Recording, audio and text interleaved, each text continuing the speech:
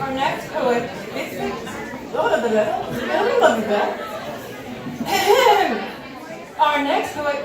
Fitzpatrick will be on stage soon. But what we need you all to do is quiet down just a little bit out of respect to the performers. Yeah? Because they put a lot into coming up here tonight, didn't they all? They're pouring their souls out in front of y'all. So show us a little appreciation. Okay.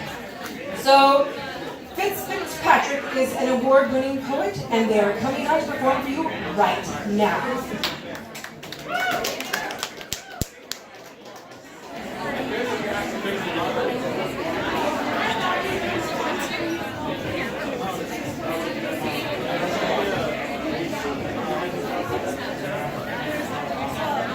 Sometimes when we say queer, we mean fuck you. We mean not your grandpa's brand of gay.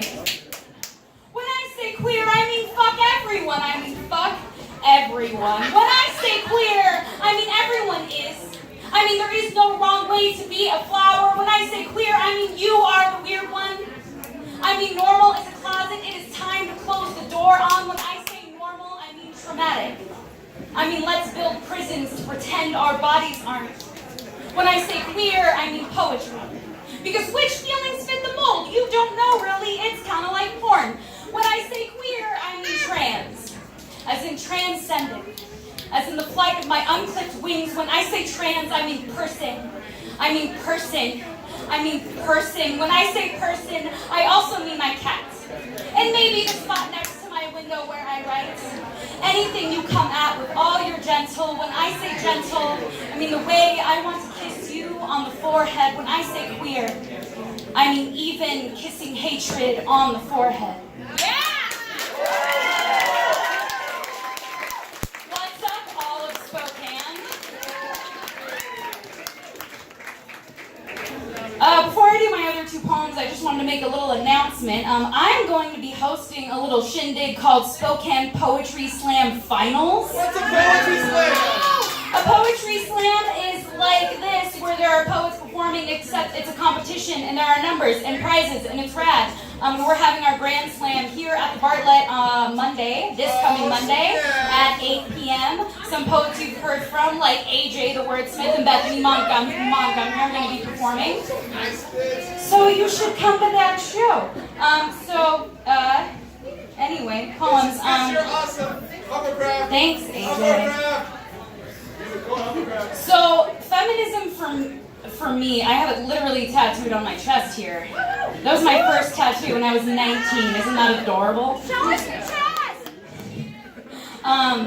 For me, it really means the revaluing of vulnerability. So I'm going to do a vulnerable thing and read two brand new poems that are so new I haven't even memorized them or read them to anyone else. Yeah. About things that are often really feminized, mental illness and witchcraft. Cool. So this is called The Twins. My psychiatrist looks at me like an obstetrician would a pregnant belly, full of potential. Congratulations, it's a bipolar. Yay? No, I go to see my therapist for a second opinion, take several more pregnancy tests, less peeing on sticks and more vomiting on a mountain of checklists. She gives me that same look, but worse, like the doctor that gets to deliver double good news. Congratulations, it's also a personality disorder. Twins! Woo! The other is called borderline. After the border of neuroses and psychoses, despite their similarities, they are fraternal and have been swimming parallel inside you your whole life, she says. I demand a hasty abortion.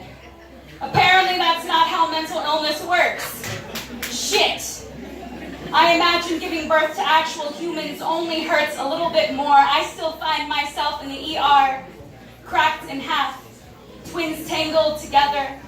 Both their umbilical cords noosed around my neck from the moments I take them home, swaddled tightly in treatment plans. Bipolar, the mood disorder, no, she is my favorite. She can be bottle fed. A steady diet of benzodiazepines and mood stabilizers ensures she will rarely throw a tantrum. She was just hungry. I whisper all the great artists she is named for. Read everything I can about how to care for this new little love. She will not be afraid to speak her full name in front of company. A respectable, medicated, good little girl. Her mania makes her the life of the party. Her depression easy to hide. Borderline knows she is not the pretty twin. Named for a legion of women called hysteric. Wrongly told she is too difficult to treat. Born starving for attention, but she will not eat. No formula she can swallow. There is no medication for chronic emptiness, unstable identity, and reactive attachment. And if pills don't treat it, it must be inherent. She has always been told so. She nicknames herself chronic trauma, an emotion regulation problem, rapid cycling, because she knows her given name is just another word for run. Bipolar jumps on the mood swings, slow and steady. Borderline swings them all the way around, spinning until they are too warped to untangle. Look, the outside matches our insides, mommy. Bipolar runs home to show me the ceiling, and then the floor. Borderline paints the ceiling like the sky, makes the ground a grave. They both love cycles, one of superpowers and kryptonite, the other of abuse. Neither of them know too much about boundaries, so bipolar meets a new love with a firm handshake. Knows the high will stay high this time. Borderline hides in the closet until the first sign of trouble, a furrowed brow, a wrong tone. Then comes crashing through the door the only way she's learned how, sobbing without end, until another impulse is chased away. The twins hug each other each time they are reunited like this, tighter and tighter, until I don't know where one begins and which one will end me.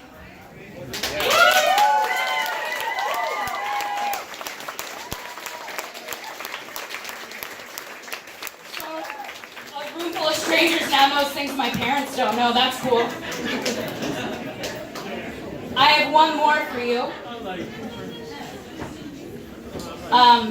I've been thinking a lot about the concepts of like cultural appropriation and decolonizing and trying to do some work. And this poem was kind of me journaling about doing some work.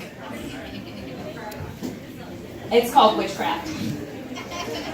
I ask a bundle of sage to cleanse my house and I get sick. This has happened 3 times. I know this does not belong to me. Pale, inconsiderate. What else would I burn to cleanse all the stale caught in my corners? The crevices, places I don't like to spend much time and always seem covered in dust. What else would I burn? Maybe the cash that bought the bundle from the well-meaning white lady at the metaphysical shop. Panic. It's just the colonizer sweating out of the body. I'll be sweating a long time. So I burn all the jeans that don't fit. And every copy of Cosmo. All them Yankee candles. Smell how sweet. How fake. I don't actually own any copies of Cosmo, but burning down an entire newsstand at the grocery store seems like what I'm going for. Like burning the bones of the people who burnt the witches.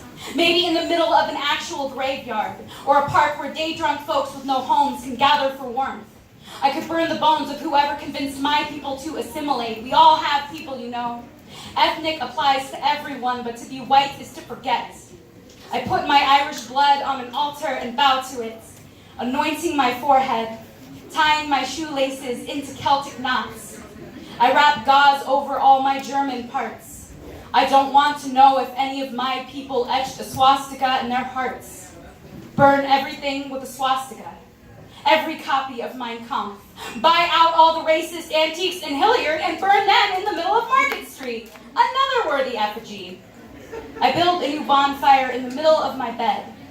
A place that has been invaded and reclaimed. Burn every book written by a rapist, another sort of colonizer. The smoke is thick, like great-grandma Heinz's German accents, like Grandpa Fitzpatrick's New York accents, like my standard white American accent, thick with truth and obscuring the truth. Burn the footsteps of my southern child mother who refused to segregate. Burn the leaflets Grandpa Fitzpatrick used to get folks to join the unions. To be white is to resist and to forget and to resist. Burn the handcuffs that held my white father who was rarely white enough. Burn the pavement his brown cheek kissed. To be white is to be at the mercy of whiteness, a fickle monarch, to silence or be silenced. Watch your back. Keep your club card close. Burn all the club cards and all the Starbucks coffee cups and bottles of peroxide. Burn and burn. I will not cleanse the white from these walls or my skin, but guilt doesn't make good kindling. So I burn my own passion, anointed with sweat, until my story is unbleached. Thank you.